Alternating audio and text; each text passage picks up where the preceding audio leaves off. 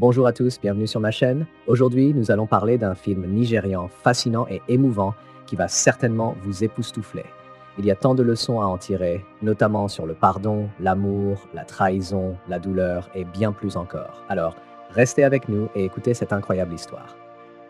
L'histoire commence avec Midday, un homme très beau et attirant qui fait craquer toutes les filles. Mais devinez quoi? C'est un playboy notoire. Un matin, il se réveille et admire Pamela, la femme allongée à côté de lui. Il se dirige ensuite vers la salle de bain. Dès qu'il part, Pamela commence immédiatement à fouiller dans son téléphone, suspectant qu'il la trompe. Pendant ce temps, il y a Gisèle, une jeune femme à succès et indépendante.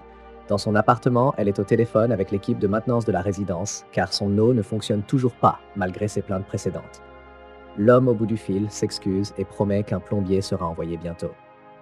Après l'appel, Gisèle reçoit un autre appel de sa cousine préférée, Ella. De retour à l'appartement de Midday, Pamela confronte Midday après avoir découvert son habitude de jongler avec plusieurs filles. Midday devient furieux qu'elle ait fouillé dans son téléphone, la gifle et la met dehors. Pendant ce temps, Gisèle est toujours au téléphone avec Ella, qui lui parle avec enthousiasme de son nouveau copain après avoir souffert de nombreuses déceptions amoureuses. Gisèle est heureuse pour elle et demande une photo de cet homme dont elle parle avec tant d'admiration. Lorsque Ella lui envoie la photo, Gisèle reconnaît un visage familier. Ella insiste qu'elle ne le connaît pas, mais Gisèle mentionne que cet homme vit dans sa résidence. Ella répond que son homme habite à Osapa, London. Toujours au téléphone, Gisèle entend un vacarme provenant de la maison voisine. Elle regarde par la fenêtre et voit un visage familier poursuivre une femme hors de chez lui. Gisèle est perplexe. Pour dissiper les doutes de sa sœur sur l'identité de son homme, Ella décide de l'ajouter à l'appel. Elle l'appelle, mais il la rejette, prétendant être occupé et en réunion. Cependant, elle remarque qu'il est tendu. Le rebondissement choquant, l'homme d'Ella est Midday, le voisin de Gisèle. Incroyable, Midday est vraiment un joueur. Mais pourquoi Ella ne sait-elle rien de son appartement dans la résidence de Gisèle? Découvrons-le.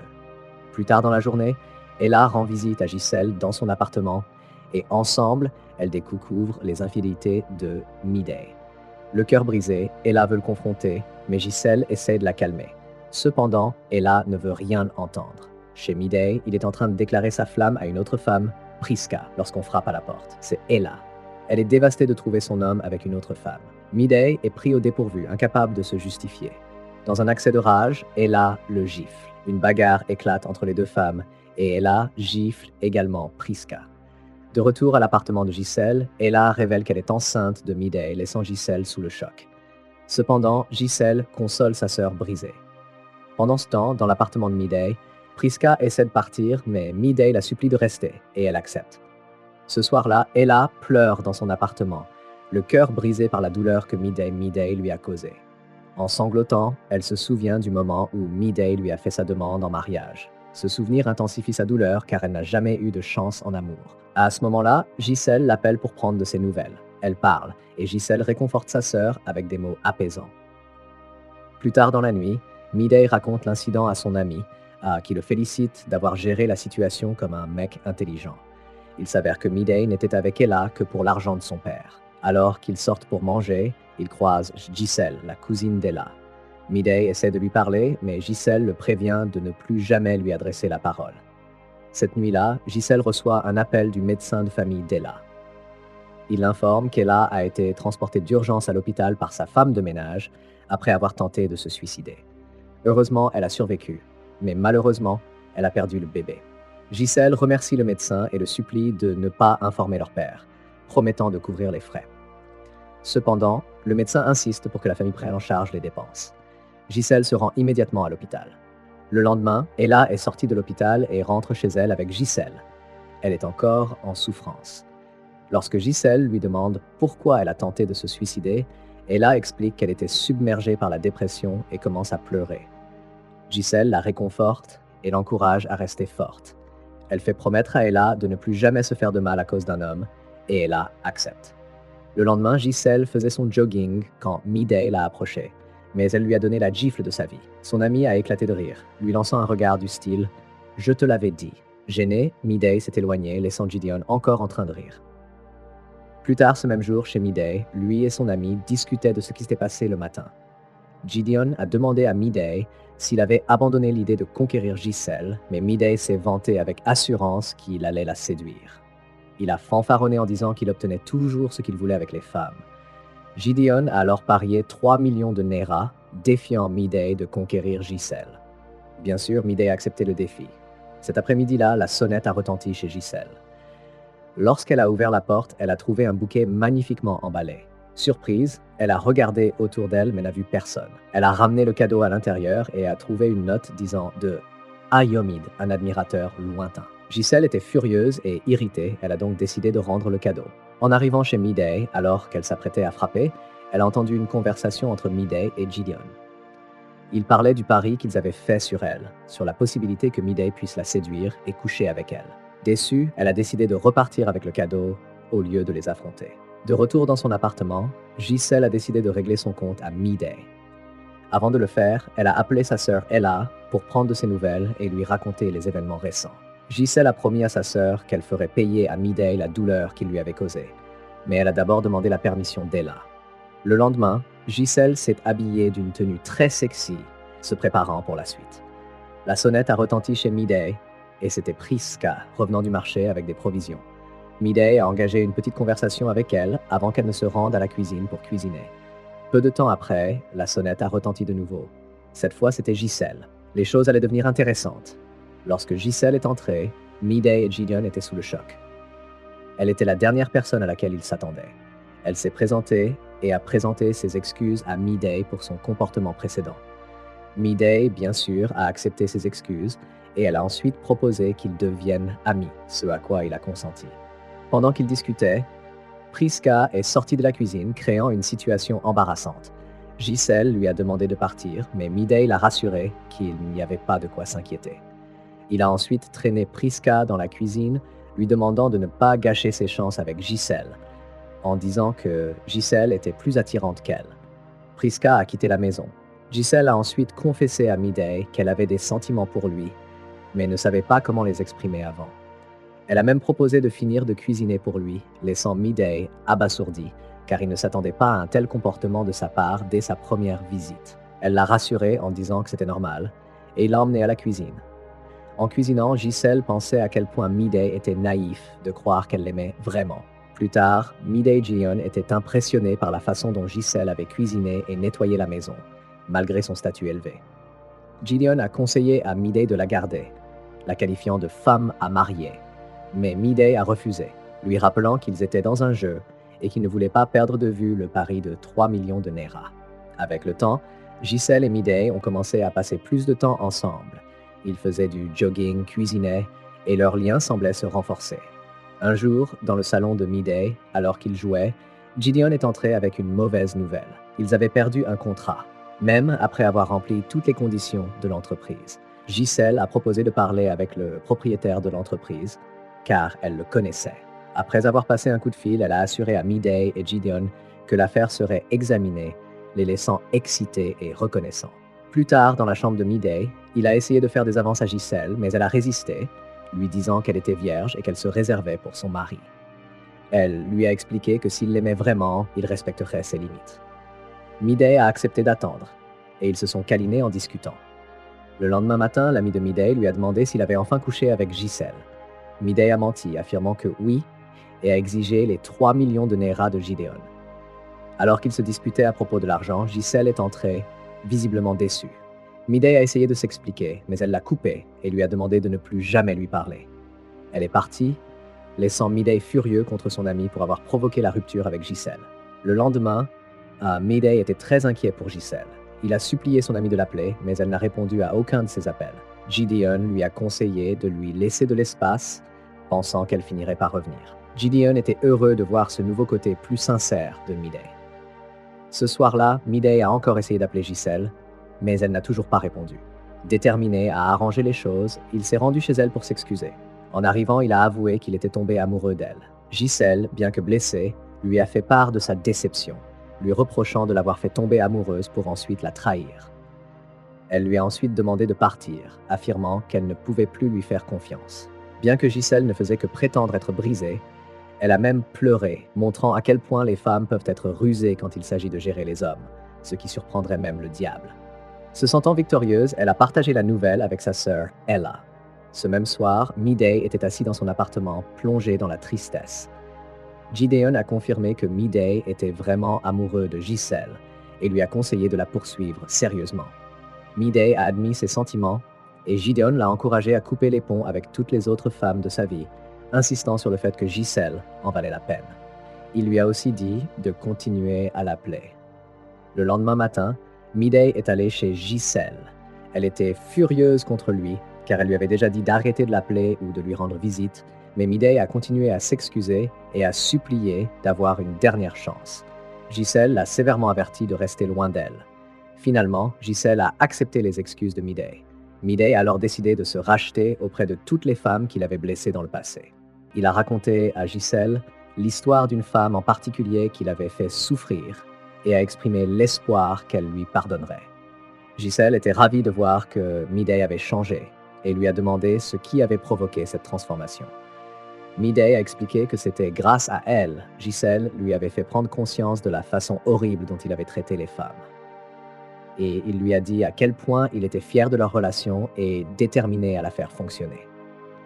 Plus tard, dans l'appartement de Giselle, elle a partagé la nouvelle avec sa sœur Ella, lui racontant comment les choses avaient évolué avec Midday. Les deux sœurs étaient heureuses car elles sentaient qu'elles avaient Midday sous leur contrôle sans se douter de ce qui l'attendait réellement. Leur conversation a ensuite changé de sujet lorsque Ella a demandé à Giselle des nouvelles de son petit ami à distance, Greg. Giselle a expliqué que Greg était parti depuis 8 mois et qu'elle était en colère contre lui pour l'avoir abandonné si longtemps, plaisantant sur le fait que son corps avait besoin de l'attention d'un homme. Elles ont toutes les deux ri de la situation.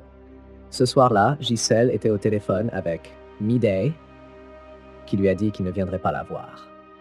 Mais peu de temps après, quelqu'un a frappé à la porte. À sa surprise, c'était Midday. Il s'est immédiatement excusé d'avoir menti et elle a accepté ses excuses.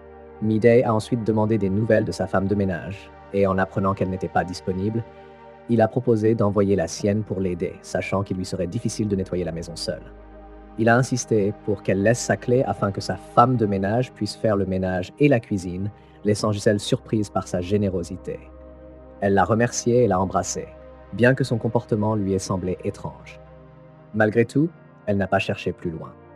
Le lendemain, Giselle est rentrée du travail et a été choquée de trouver Midday chez elle, portant un tablier et servant de la nourriture. Midday l'a accueillie chaleureusement et lui a expliqué que sa femme de ménage n'était pas disponible, donc il avait décidé de tout faire lui-même.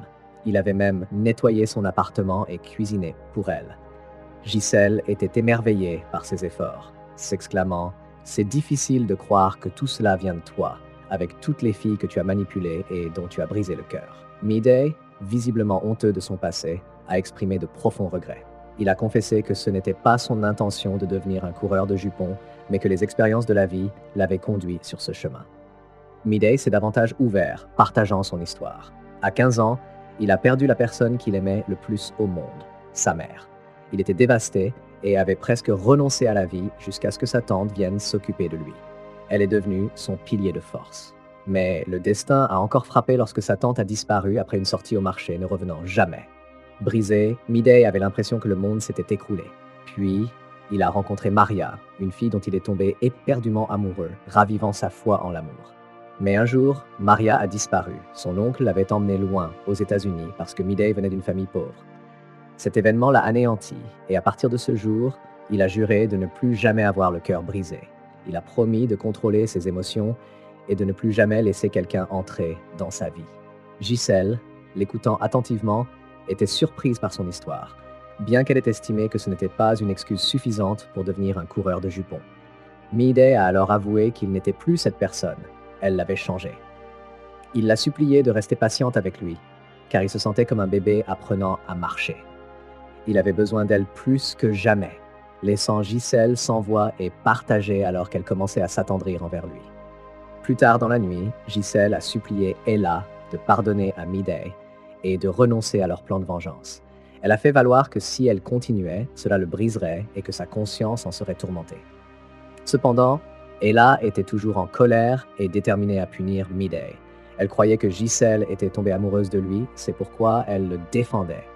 Gisèle a insisté sur le fait qu'elle n'était pas amoureuse, mais avait besoin de plus de temps pour enquêter davantage sur lui. Elle a également averti que si elle mettait leur plan à exécution, cela pourrait réveiller un monstre en Midday, ce qui causerait du tort à beaucoup d'autres femmes. Malgré les supplications de Gisèle, Ella est restée inflexible. Soudain, elles ont entendu frapper à la porte. Gisèle, pensant que c'était Midday, a supplié Ella de partir pour qu'elle ne se fasse pas surprendre. Cependant, Ella a obstinément refusé et est allée ouvrir la porte. À leur grande surprise, ce n'était pas Midday. C'était Greg, le petit ami de Gisèle, qui était revenu de manière inattendue avec ses bagages. Greg a tendu les bras pour embrasser Gisèle, la laissant abasourdie et confuse par son arrivée soudaine sans préavis. Juste à ce moment-là, la porte s'est de nouveau ouverte et cette fois, c'était Midday qui a appelé Chérie. Ce qu'il a vu la figer, Greg, un autre homme, était là, les bras autour de Gisèle. Greg, remarquant Midday, a demandé qui il était. Dans sa confusion, Gisèle a rapidement menti, affirmant que Midday était son voisin, ce qui a choqué Midday. Incapable de croire ce qu'il entendait, Midday a pris son chargeur et est parti, furieux. Ella l'a suivi dehors, laissant Gisèle coupable et extrêmement mal à l'aise.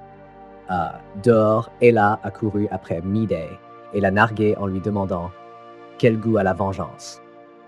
Midday, choqué, lui a demandé pourquoi elle avait fait une telle chose. Il lui a dit à quel point Gisèle comptait pour lui, comment elle était comme un ange qui lui avait montré son mauvais comportement, l'incitant à changer pour prouver qu'il était digne de son amour. Il a exprimé son incrédulité face au fait que tout ce qu'il croyait réel n'était en fait qu'une partie d'un plan de vengeance. Ella, sans aucun remords, s'est délectée de ses actions, disant que cela lui faisait du bien de lui donner une leçon. Elle lui a révélé la vérité. Gisèle était sa cousine, et ensemble, elles avaient exposé son comportement insensé et ses nombreuses liaisons. Brisée et déçue, Midday est partie, laissant Ella fière d'elle. Ce soir-là, Midday a partagé sa douleur et sa tristesse avec son ami Gideon. Après l'avoir consolé, Gideon lui a conseillé de se tourner vers Dieu dans la prière, car il était le seul qui pouvait l'aider. Midday, déjà un homme changé, qui avait commencé à prier, a accepté le conseil et a remercié Gideon. Après le départ de Gideon, Midday, submergée par l'émotion, a éclaté en sanglots. Quelques jours plus tard, dans la chambre de Gisèle, elle a refusé que Greg la touche ou même qu'il fasse l'amour avec elle, ce qui l'a frustrée. Gisèle lui a rappelé comment il l'avait abandonnée, mais Greg a prétendu qu'il était parti pour suivre un cours. Juste à ce moment-là, son téléphone a sonné et il l'a rapidement éteint. Gisèle lui a demandé pourquoi il raccrochait toujours ou sortait pour prendre ses appels et Greg a balayé la question en disant que c'était pour le travail. Cependant, lorsque le téléphone a de nouveau sonné, Gisèle l'a décroché sans prévenir, ignorant la bombe qui l'attendait. À l'autre bout du fil, une femme enthousiaste remerciait Greg pour la bague de fiançailles qu'il lui avait offerte, lui disant à quel point ses amis l'avaient adoré. Choquée et le cœur brisé, Gisèle a confronté Greg. D'abord, il a tenté de mentir, mais en réalisant qu'elle n'était pas dupe, il a avoué. Greg a admis qu'il avait proposé à l'autre femme parce qu'elle l'avait aidé à sauver l'entreprise de son père de la faillite, quelque chose que, selon lui, Gisèle avait refusé de faire pour lui. Bouleversée par cette trahison, Gisèle a rompu avec lui sur le champ, lui disant qu'elle n'avait plus de sentiments pour lui. À ce moment-là, on a frappé à la porte et c'était Ella. Quand Gisèle est entrée dans le salon, elle a également trouvé Midday. Midday a immédiatement commencé à s'excuser auprès de Gisèle et d'Ella pour toute la douleur et les torts qu'il leur avait causés. Il a admis ses erreurs et a exprimé sa gratitude sincère envers Gisèle pour l'avoir aidé à changer et devenir un homme meilleur. Il leur a demandé s'ils pouvaient redevenir amis. Alors que Gisèle semblait réceptive, Ella, toujours rongée par la douleur et la colère, a refusé de lui pardonner. Gisèle a alors supplié Ella de reconsidérer, expliquant que Midday avait véritablement changé.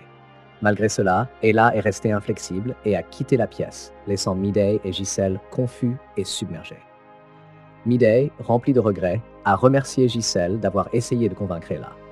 En retour, Gisèle s'est excusée de lui avoir menti dès le début et Midday lui a pardonné. Juste au moment où Midday s'apprêtait à partir, Gisèle l'a arrêté et l'a embrassé, lui montrant à quel point elle était tombée amoureuse de lui. Midday, touchée, lui a avoué qu'il l'aimait aussi, disant qu'elle était tout ce qu'il désirait. Elle a répondu « Moi aussi ». À ce moment-là, Greg est apparu. Midday, surpris, a fait un pas en arrière, mais Gisèle les a présentés avec assurance. « Midday, voici Greg, mon ex. Greg, voici Midday, mon petit ami », a-t-elle dit en souriant, laissant Greg déçu et en colère. Le lendemain, Gisèle a invité Ella à discuter et à son arrivée, elles ont attendu qu'elle dise quelque chose. À leur surprise, Ella a dit qu'elle avait pardonné à Midday, ce qui a rempli la pièce de joie. Giselle a embrassé sa cousine avec reconnaissance. Cependant, Ella a averti Midday que s'il osait à nouveau blesser sa cousine, elle viendrait après lui comme un lion. Folle de joie, Giselle s'est levée, exprimant son bonheur, et a embrassé à la fois Ella et Midday avant qu'Ella ne parte. L'amour naissant entre Midday et Giselle ne connaissait plus de limites. Parfois, la vengeance n'est pas la meilleure option. Combattre le mal par le mal ne fait qu'engendrer plus de tort. Seul l'amour a le pouvoir de conquérir le mal dans le cœur de quelqu'un. Alors, qu'avez-vous appris de cette histoire? Partagez vos réflexions dans la section des commentaires. Merci de nous avoir regardés. Veuillez vous abonner à cette chaîne pour plus d'histoires intéressantes et pour les dernières mises à jour des films nigérians. À bientôt.